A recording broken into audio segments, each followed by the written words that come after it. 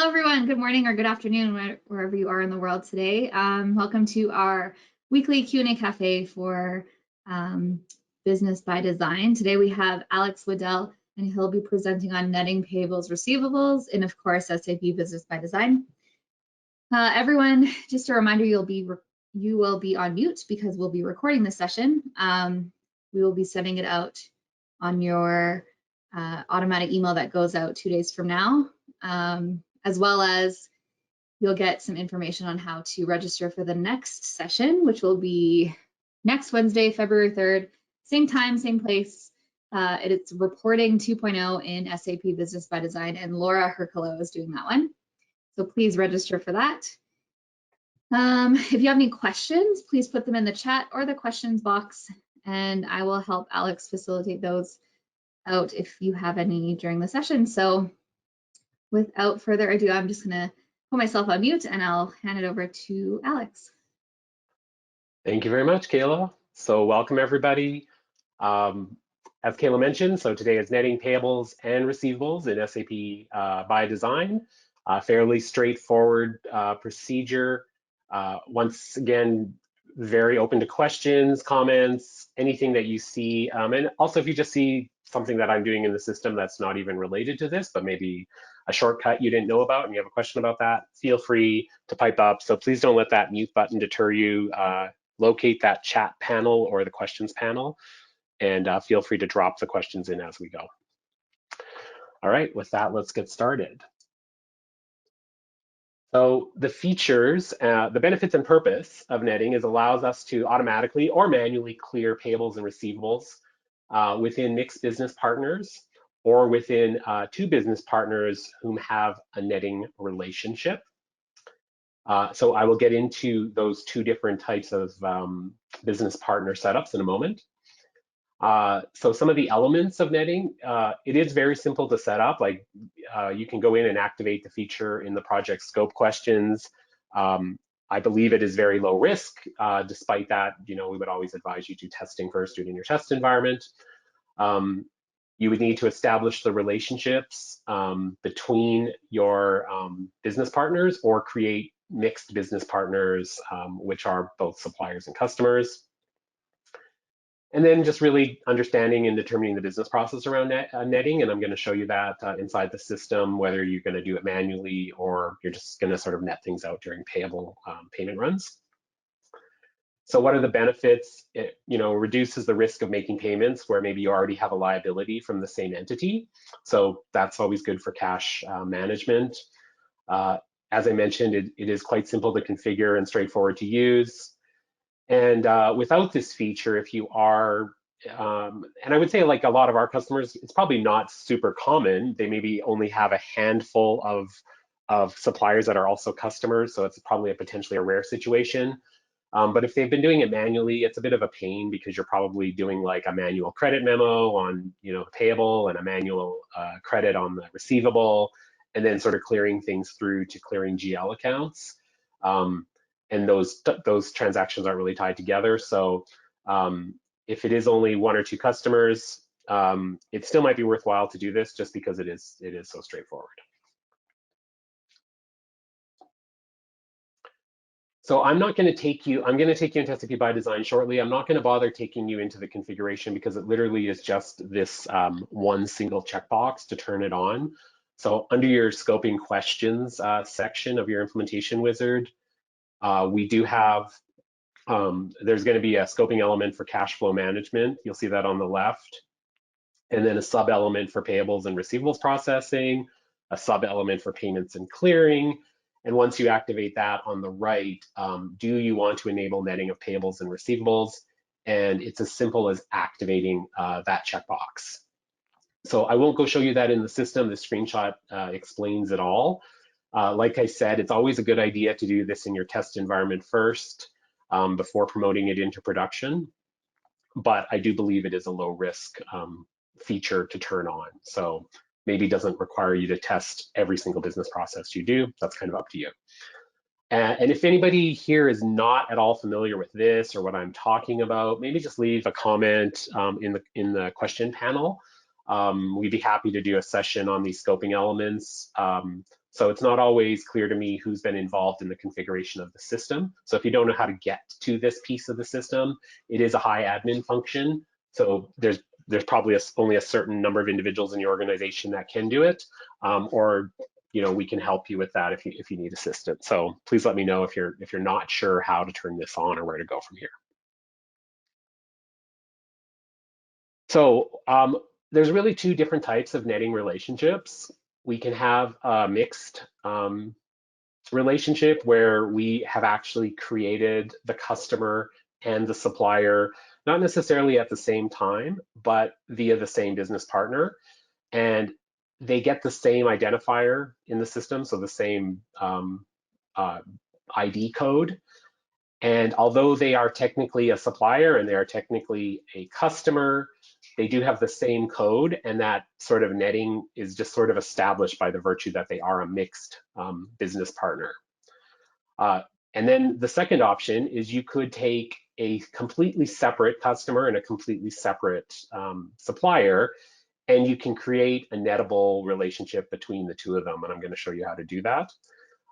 So this is useful if maybe those two business partners have completely different names, but they do have a relationship, and you do have the permission to sort of net their payables and receivables together. Or if you've already created all of your suppliers and customers in the system and you didn't create them as a mixed record, you can just connect them this way. Ultimately, it doesn't really matter which approach you are going to do. It's going to get you to the same effect. So there's no real benefit from one over the other.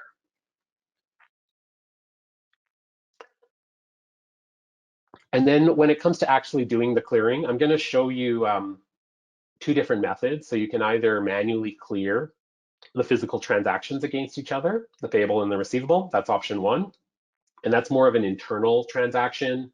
The details of that would not really be obvious to your customer or supplier unless you manually notified them.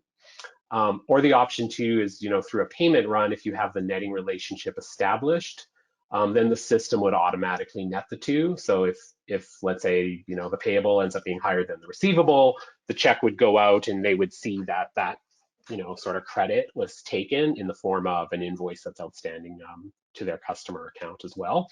So either option, I'm going to show you both of those as well. So with that, let's jump into SAP and have a look. And of course, it logged me out, even though it's constantly refreshing. Give me a minute here.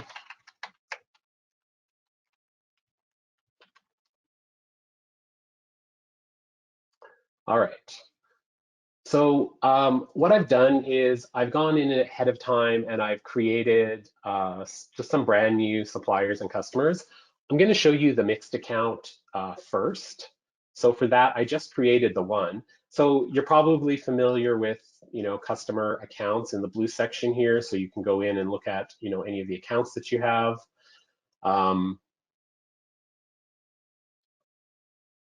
And these, of course, are customer accounts. And at the same time, under supplier base, you can go in and we can look at your suppliers. So now we can see our suppliers here. And then if we go into business partners, the business partners are really kind of the amalgamation of all of those different relationships. So that really includes suppliers, accounts, even like opportunity contacts, service agents, which are potentially contractors that go into your system to enter timesheets or things like that. So all of those items, whether you create it from the supplier screen, it also creates this sort of business partner record. So all the business partner table does is it really just sort of amalgamates all of those things together. So if I were to query all of my business partners, on any one of them that I highlight, you can see whether it is an account or whether it is a supplier, or in some cases, if it's both or it's multiple things, then you would see that. And you can click on this blue link to get you to, the supplier, the customer record. So I don't know how many of you are kind of familiar with the business partners. If you have any questions about that, it can be a little bit confusing. Feel free to drop them in the panel. But that's really all it's doing, is allowing you to kind of centralize all those records and create those mixed relationships should you need be.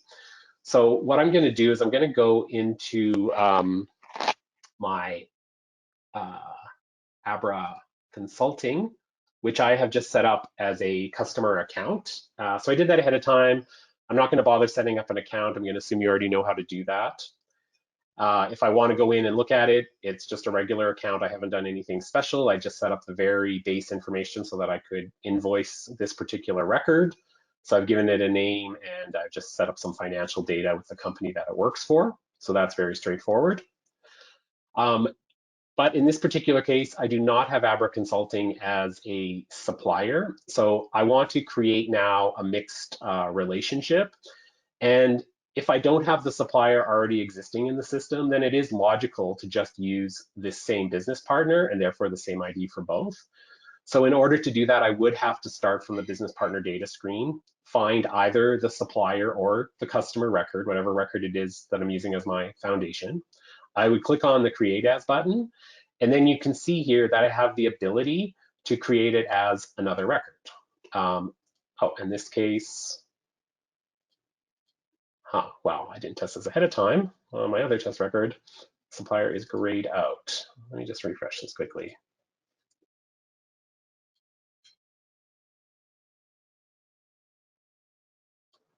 Let me try going from the other direction. If we go to a supplier. Okay, well, that's interesting. I might have tested it in the other direction. So it looks like if you start with a supplier, then you can create it as an account. So I'm going to go in here and do that direction instead. I'll double check this after the meeting and let you know if I can find a different way to do that.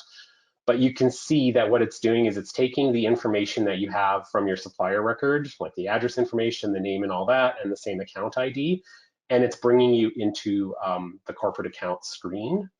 And it sort of presets up the data for you. And then you might just have to go in and do anything that is specific to that particular data record. So the financial data is not going to migrate over from the customer. You're going to have to set that up. So I'm going to go in here and I'm going to indicate that I want to deal with this particular, I'm going to do receivables between this particular company. We're going to make it, and we'll just deal with checks, and I'm going to save and close that. Okay, so now I essentially have this ABC cargo, and I'm just going to refresh it. I'm going to go down to that record again, and now we can see we've got a supplier record as well as an account record, as well as a few other things going on with this particular transaction. So my apologies for that. I don't know why I can't go from supplier to, oh, I can do there, but on my Abra Consulting, with account, I can't seem to go to a supplier. So I guess you should start with a customer.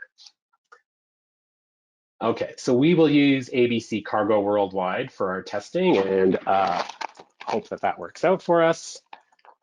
And I'm going to do a transaction first on this record to show you kind of how it behaves with this sort of mixed account. One thing I'll point out to you, so if you want to go and get to the supplier record, even though the business partner, it's showing you a single record, you do have the drill down capability to get to either one. So from here, I can click on supplier, and it's going to take me into that supplier overview.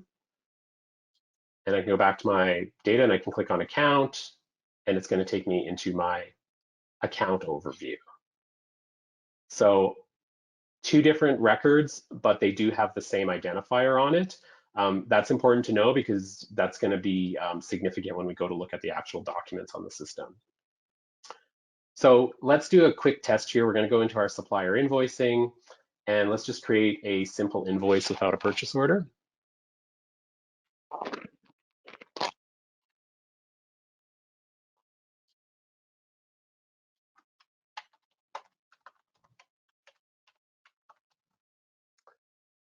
I'm just going to make this due immediately, so that'll make things hopefully a little bit more straightforward for our testing.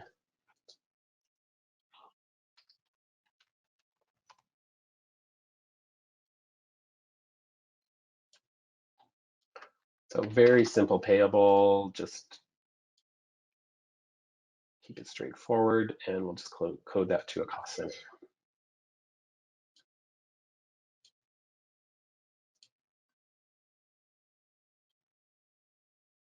Okay, so that looks good. We'll create that document. So that was a payable. If we were to now drop down into our finance section and go to our supplier accounts, we can see ABC Cargo Wild has a $9,000 payable sitting on that account. So now let's go back up into our sales area and we'll do something similar on the invoicing side. I'm just going to create a manual invoice just to save some time. So this is maybe a transaction you're not that used to seeing because chances are you're probably going through sales orders and leaving inventory and stuff like that. But I'm just going to code a very simple GL invoice. If you have any questions about how this works, feel free to let me know. So I think that is all fine. And we're just going to sell them some services so I don't have to worry about inventory.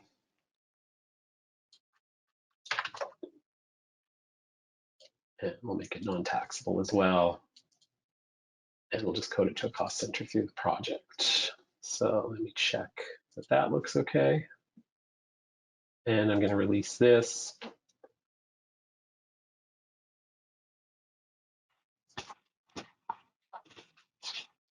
And now we have a document in the system.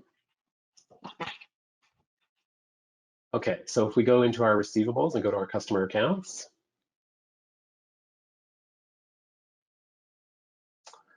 you can see that we have our $500 receivable sitting here. Now, so this is where I wanted to kind of make the point about the fact that you still are really doing with sort of a separate account from a payables receivables perspective. If I go into either one of those, the payables or the receivables, I can't see those two documents, even though that they are mixed and the netting has kind of been established by virtue of them being mixed. So not until I actually start doing the clearing can I see that. So for this transaction, let's try clearing this on a payables transaction. So I'm going to go into doing a payment run. And I'm just going to grab this code.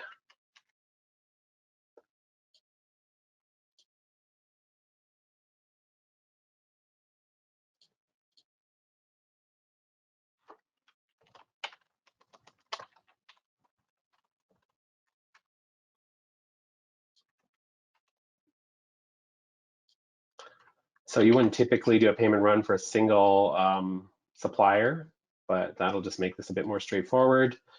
And I'll just put this out a little bit into the future. And then you do have the netting block. Obviously, I don't want to activate the netting block.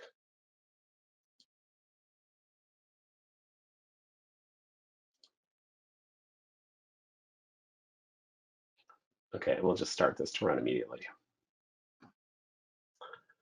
Okay, so we'll give that a moment to run. Refresh the screen. And hopefully this works. I apologize if we have any glitches because I didn't test this particular record because I wanted to have you see me set it up. So I haven't really tested this record to make sure it's going to get scooped properly by the payment run. So we're crossing our fingers here a little bit. And if it doesn't work, I have a previous one that I did that I can go in and show you.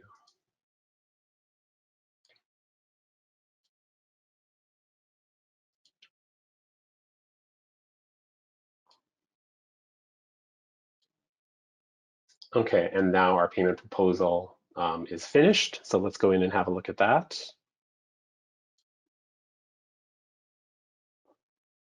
Okay, lucky us. So everything was set up correctly, that it got scooped for a payment proposal.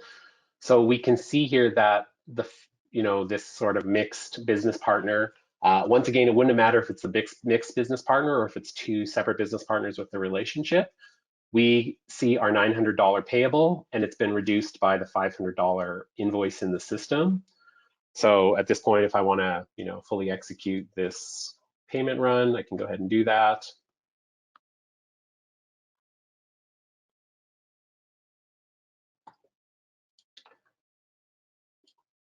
If we have a look at our payment monitor, we'll see that payment created for the net of the two amounts. So $400 is what's going to go out. I'm just going to sort of confirm that check is printed. And if we go and have a look at the journal entries, So we can see there's our cash disbursement here. If we look at that journal entry, this has worked really beautifully because we have our, our cash payment, our cash payment set up for our 400, and here we can see, relief of our asset and our liability for our AP and our AR. So it's all very straightforward, and the system just sort of handled that automatically. So when you create that netting relationship, you don't really have to think about it if you're going to let the payment run handle it at that point. It's just going to, do that, and it should appear on the remittance notification to let your, supplier/customer know that you've taken that receivable in lieu. So that's fairly straightforward. Once again, any questions, feel free to drop them in the panel or comments, or even if you're excited about this, if you think this is a feature you can use, we would love to know, because it's not always clear to us how many customers could actually take advantage of this. So let's look at another scenario. I'm going to go back to my business partners. And we'll look at the one where we're not talking about a mixed case scenario. So this is instead, we're going to create a netting relationship between two different suppliers. So what I've done is I created two supplies. I've created a supplier in advance. Once again, I'm not going to do that in front of you. I'm assuming you know how to create a supplier. And I've also created a customer. So my supplier and customer, in this case, I've just given them different names, but that's completely up to you. And they have different identifiers because they were created as separate records. So this is a good solution if you already have those records loaded in your system, and now you want to go in and set up the relationships. So let's go in and look at how to do that.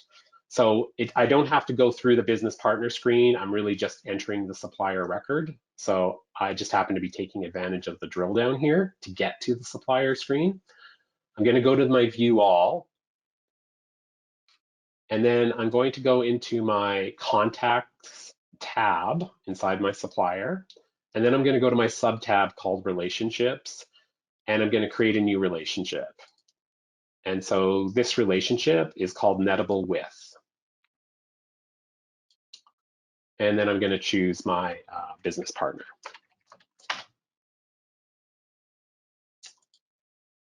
So that is my customer. I'm going to save that.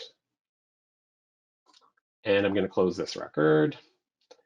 And now if we go into our engineering, we don't need to do this, but just to show you, the system sort of automatically takes care of it on the other side.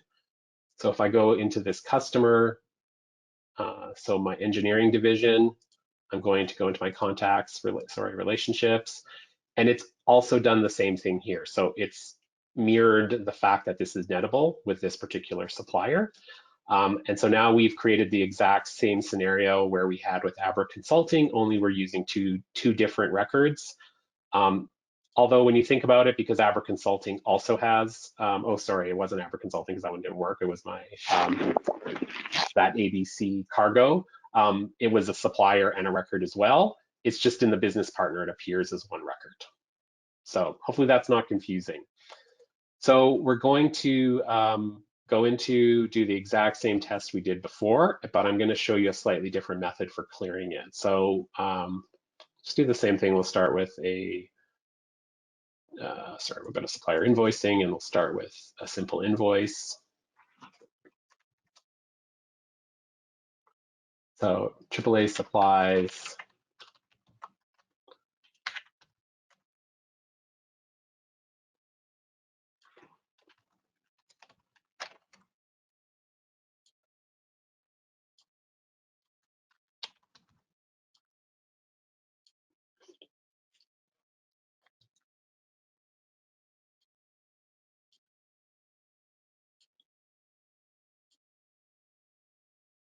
Okay, so that's fully coded. Let's just run a check on it. Looks good. Let's post it. And that record's created. So under payables, supplier accounts, we now have a $1,200 payable set up. Let's go up to our billing area. We're going to go into our customer invoicing, do the same thing here, only this time we're choosing our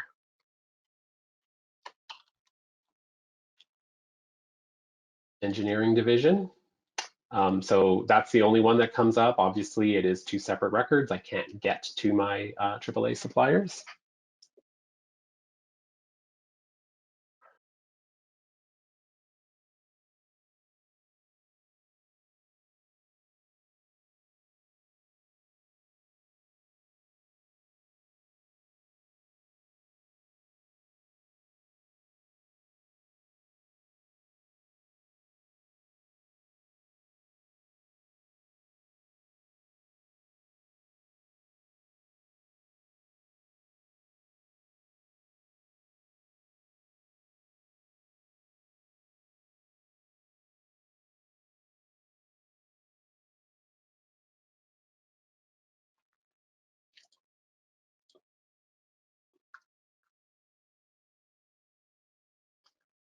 Okay, so same thing, we'll just do some engineering and say 10 hours.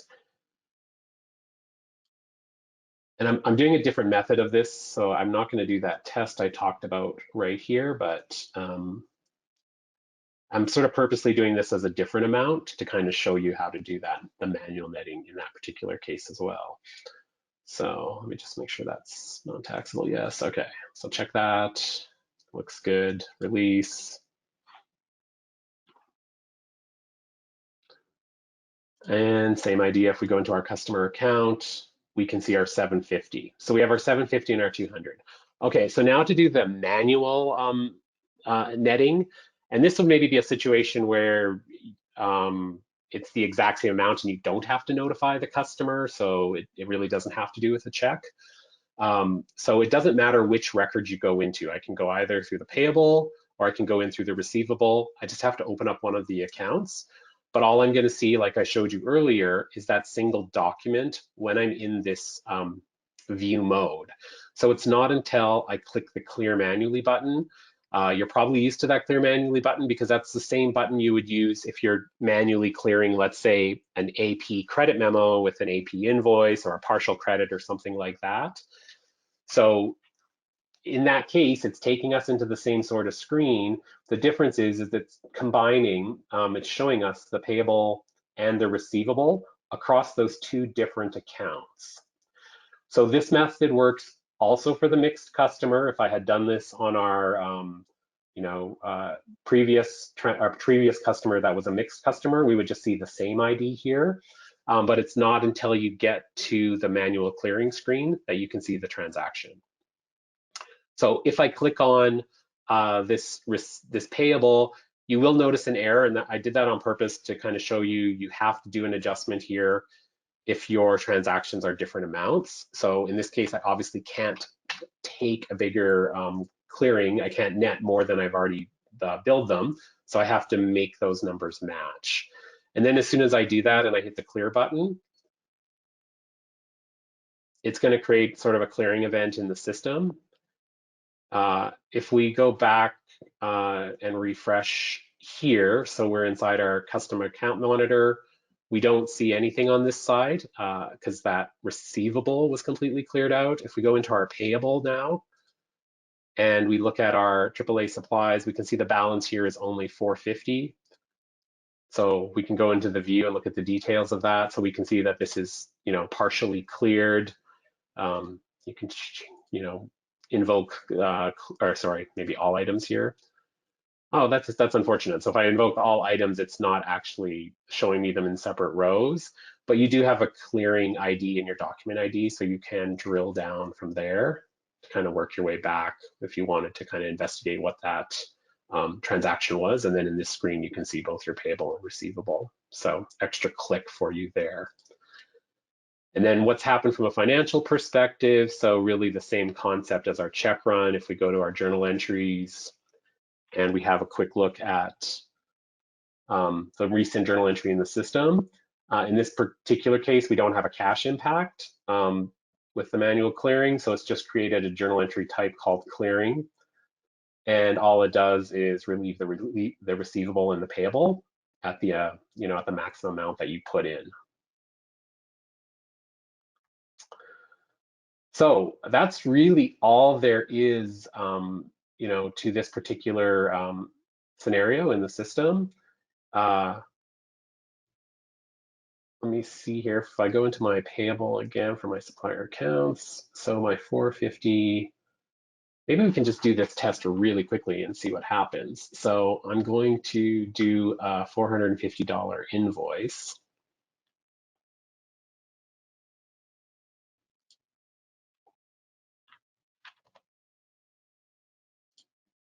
So engineering division.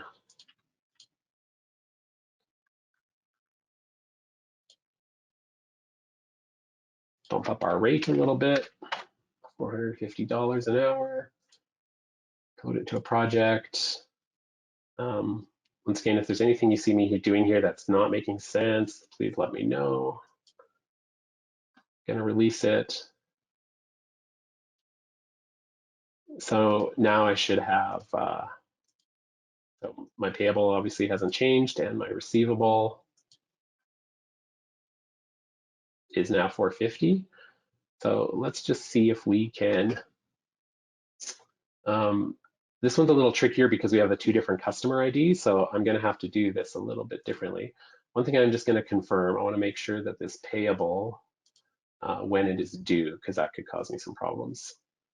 Okay, so I made it immediate, so it's due today. Okay, so let's do a quick test here and see what happens. We'll do another payment run.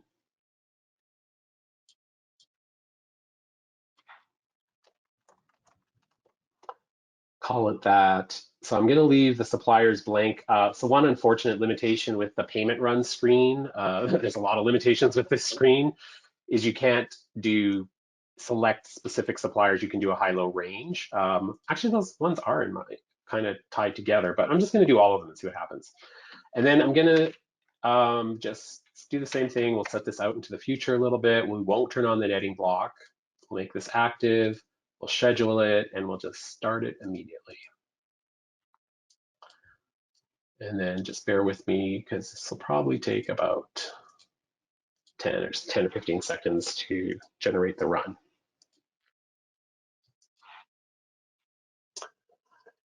I see another question. Is there a report or screen that shows uncleared transactions between the account and the supplier record? Not really. You kind of, if you go into the supplier or you go into the customer, it's not even obvious that those two are related until you click on that clear manually button. Once you click on the clear manually button, then you do have kind of what you're asking because you're seeing the uncleared transactions sort of consolidated in both screens. And you can absolutely click on that button and back your way out and decide not to clear anything, but there's no other sort of preview screen that is not transaction based that shows you that, nor am I aware of any report or anything like that.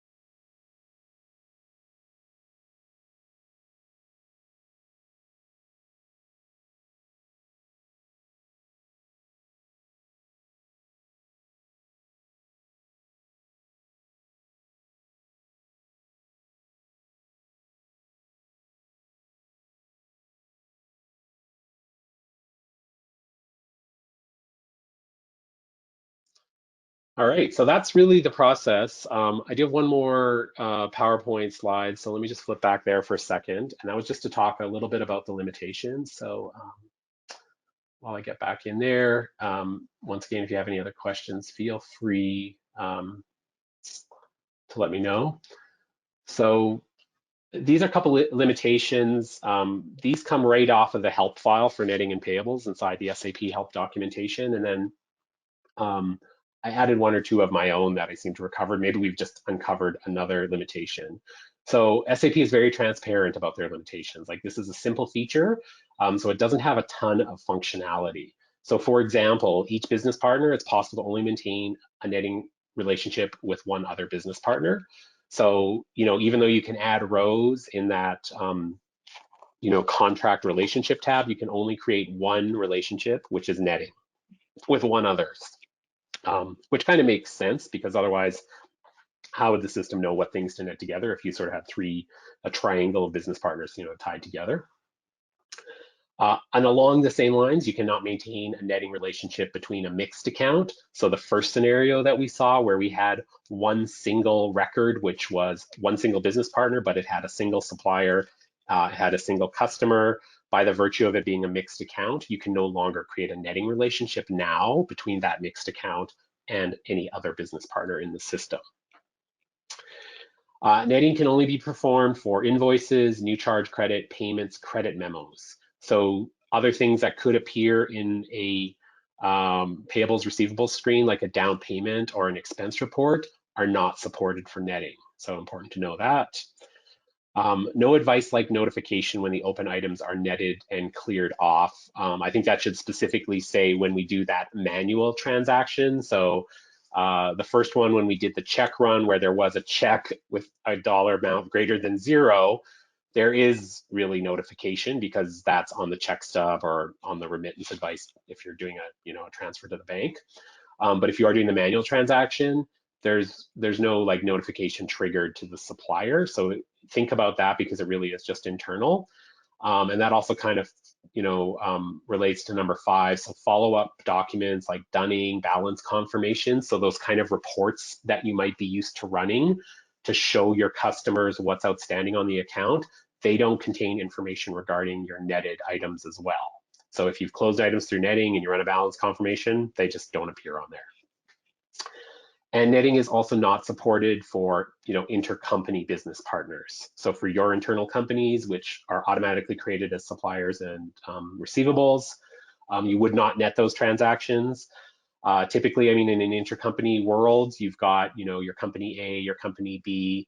If you do have intercompany relationships established, you are driving those not to your AP and your AR accounts. You're driving those to a due to, due from account. Which are not that different from accounts payable and accounts receivable. You don't really net them together to clear them out. You could choose to resolve those payables and receivables by actually paying between your two companies. But I would say a lot of people just, those numbers just sort of grow on the balance sheet and change in direction depending on monthly movement. And then lastly, this is one that I've added. So netting is not supported during building a manual payment document. I didn't show you that in the system, but if you were to, go into one of those records where we have the payables and receivables, and let's say you do a bank payment advice, it does not allow you to join the two accounts and net them for a manual transaction. So the only way that I can see that you can net them is to do a payment run together, but like a manual bank transaction or a check run doesn't support that. So keep that in mind as well. If you're used to kind of doing them as bank payment advices, that won't work. So that's what I know. We might be adding a number 8 around not possible to do a $0 payment for nets. I will see what I can chase that down, and we'll send out an answer to that to the attendees if you're interested in knowing that.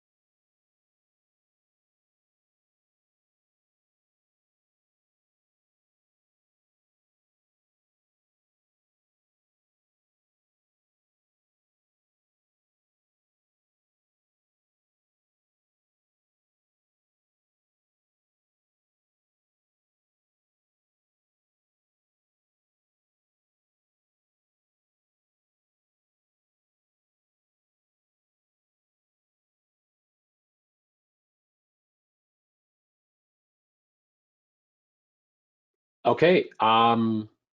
Any other questions? Going once, going twice? If you think of anything else afterwards, feel free to reach out to us. So thank you very much for joining us, and hopefully this was an opportunity to help you run great. There's all our smiling faces. There's Kayla and there's Alex. So thank you for joining us. I'll hand it back to Kayla. Great, thank you, Alex. And we'll see everyone hopefully for our reporting 2.0 session next Wednesday, February 3rd. You can register through this email that comes out to you in the next 2 days. And if you don't get that one, you can also go to our website. On our resources page, we have a listing of all of our upcoming Q&A cafes. So have a great rest of your day.